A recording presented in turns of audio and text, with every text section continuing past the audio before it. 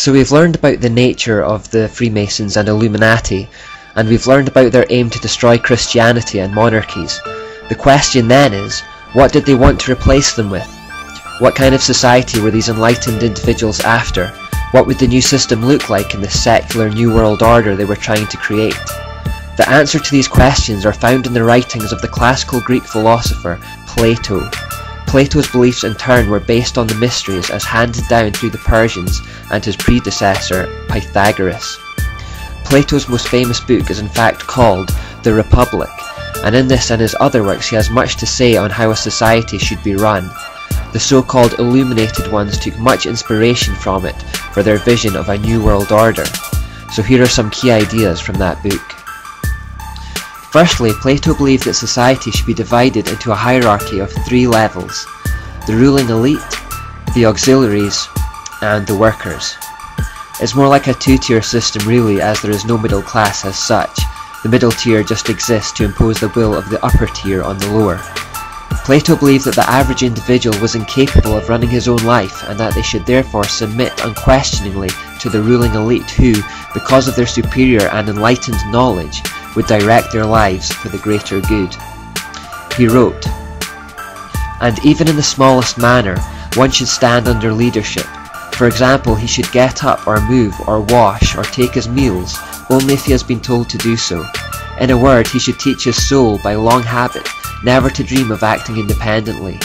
There will be no end to the trouble of states or of humanity itself till philosophers become kings in this world, or till those we now call kings and rulers really and truly become philosophers, and political power and philosophy thus comes into the same hands." What Plato was effectively describing here was a totalitarian state, a socialistic dictatorship. Plato believed that average men were nothing more than labouring beasts of the field, fit for nothing else but slavery. He believed that not all men were equal and that only a small number of elites at the top of the hierarchy were fit to rule. Sound familiar? Those elites were those who were philosophers, i.e., those with the greatest capacity for knowledge. To Plato, it was knowledge that made one man higher than another. Again, I need to emphasize that the middle class is effectively abolished in the system. There's a small top tier that rules and a large bottom tier that is subservient, and then simply a group in the middle to implement it, like the army or police. Look at the economics of the world today and you will notice the middle class gradually being squeezed with higher taxes and greater debt burdens. The elite bankers caused a global financial crisis but were bailed out, and within a couple of years they were operating like nothing had happened, paying out just as large bonuses as ever. The middle class meanwhile are left with the tab by way of huge tax increases. During the financial crisis, you will notice that the very wealthy did not have to adjust their lifestyles at all. The gap between rich and poor widened. But it is likely that the middle class will eventually be eradicated if they have their way. Plato also says, "We must look for the right kind of rule in one or two or very few men whenever such right rule occurs. And these men, whether they rule over willing or unwilling subjects, with or without written laws, and whether they are rich or poor, must exercise their rule in accordance with some art or science. And whether they purge the state for its good by killing or banishing some of the citizens, or make it smaller by sending out colonies somewhere, as bees swarm from the hive, or bring in citizens from elsewhere to make it larger, so long as they act in accordance with science and justice and preserve and benefit it by making it better than it was, so far as is possible, that must at that time and by such characteristics be declared to be the only right form of government." So chillingly here, Plato believed that those at the top of the hierarchy could manipulate, kill and control human beings as they wished, as long as it was for the greater good. Remember the satanic mantra that the end justifies the means. He states that it doesn't matter whether the masses are willing or unwilling to be ruled, and that they may be justly killed or banished in order to control populations. In Plato's eyes, the individual exists merely for the benefit of the state. They have no intrinsic value of their own. He also suggests that a tyrant is necessary to protect people from themselves. Here is a key statement. Philosopher kings must take the city and the characters of men as they might a tablet, and first wipe it clean, no easy task, but at any rate you know that this would be the first point of difference from ordinary reformers, that they would refuse to take in hand either individual or state or to legislate before they either received a clean slate or themselves made it clean. In other words, in order for this new world order of things to be introduced, the former way of things must first be wiped out. They must start with a clean slate. One way of wiping out the old is a kind of brainwashing through propaganda, dominating flows of information. He writes, "Rhetoric is a producer of persuasion for belief, not for instruction in the matter of right and wrong. And so the rhetorician's business is not to instruct a law court or a public meeting in matters of right and wrong, but only to make them believe." So the idea is not to tell people what is truly right and wrong, but only to make them believe what it is you want them to believe in order that they might be best manipulated for your own specific end. This is morally acceptable as long as the end justifies the means. This is compounded when he says, "The profession of those who are greatest in wisdom, who are called orators and lawyers, for they persuade men by the art which they possess, not teaching them, but making them have whatever opinion they like." Plato praises those who have such smooth words of persuasion that they can make people conform their opinions to anything they wish.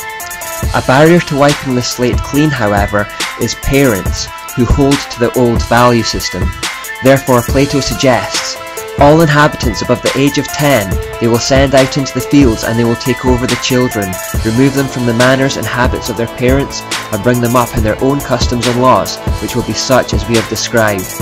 This is the speediest and easiest way in which such a city and constitution as we have portrayed could be established and prosper, and bring most benefit to the people among whom it arises. So here Plato suggests that children should be taken away from their parents and raised by the state who know better, and who will instruct them in the ways required to bring about change. Not the truth about right and wrong, simply the ideas that will manipulate their minds into believing what they want them to believe. Also, like the Jesuits, who were ordered in military style, Plato believed that society should have a similar kind of structure. Notice how closely this passage mirrors the Jesuit philosophy. Military organization is the subject of much consultation and of many appropriate laws. The main principle is this, that nobody, male or female, should ever be left without control, nor should anyone, whether at work or play, grow habituated in mind to acting alone and on his own initiative, but he should live always, both in war and peace, with his eyes fixed constantly on his commander and following his lead, and he should be guided by him even in the smallest details of his actions. For example, to stand at the word of command, and to march, and to exercise, to wash and eat, to wake up at night for sentry duty and dispatch carrying, and in moments of danger to wait for the commander's signal before either pursuing or retreating before an enemy. And in a word, he must instruct his soul by habituation to avoid all thought or idea of doing anything at all apart from the rest of his company, so that the life of all shall be lived en masse and in common, for there is not, nor ever will be, any rule superior to this, or better and more effective in ensuring safety and victory in war. This task of ruling and being ruled by others must be practiced in peace from earliest childhood, but anarchy must be utterly removed from the lives of all mankind. The words of that quotation could easily have come from Ignatius Loyola. Notice that the individual is so heavily de-emphasized and that it is all about the collective. Plato also believed that because all humans were not equal, there should be a breeding program of the finest, designed to improve the qualities of the human species. Only the best were to procreate. Those humans who it was believed had undesirable traits should not. This is called eugenics. You have in your house hunting dogs and a number of pedigree cocks. Do not some prove better than the rest? Do you then breed from all indiscriminately, or are you careful to breed from the best? And again, do you breed from the youngest or the oldest, or, so far as may be, from those in their prime?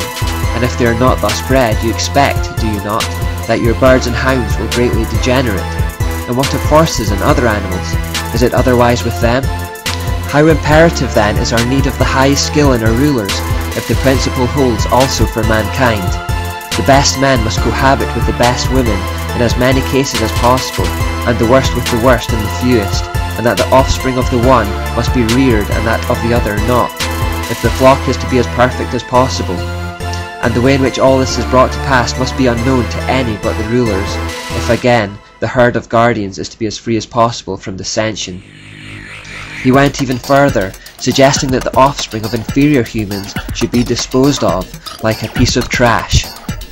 The offspring of the inferior and any of those of the other sort who are born defective, they will properly dispose of in secret, so that no one will know what has become of them. That is the condition of preserving the purity of the guardian's breed. Eugenics is what Adolf Hitler was doing when he tried to establish a master race of blonde-haired, blue-eyed Aryan humans. This process involved trying to eradicate those who he saw as inferior, specifically the Jews. Plato elaborates, saying, "The bride and bridegroom must set their minds to produce for the state children of the greatest possible goodness and beauty. So they are to procreate for just 10 years, at the end of which they are considered too old to produce any more, and are forcibly divorced. If the couple don't agree to do this, then Plato suggests that wardens, partly by threat and partly by admonition, stop them. If the man refuses in the face of these threats, he is to be disqualified from attending his children's birthday parties and any weddings. If he does appear at these events, then people are entitled to punish him with blows." And the same was to apply to women. Plato also believed that marriage and the family unit should be completely abolished, saying, "All these women shall be wives in common to all the men, and not one of them shall live privately with any man. The children too should be held in common, so that no parent shall know which is his own offspring, and no child shall know his parent."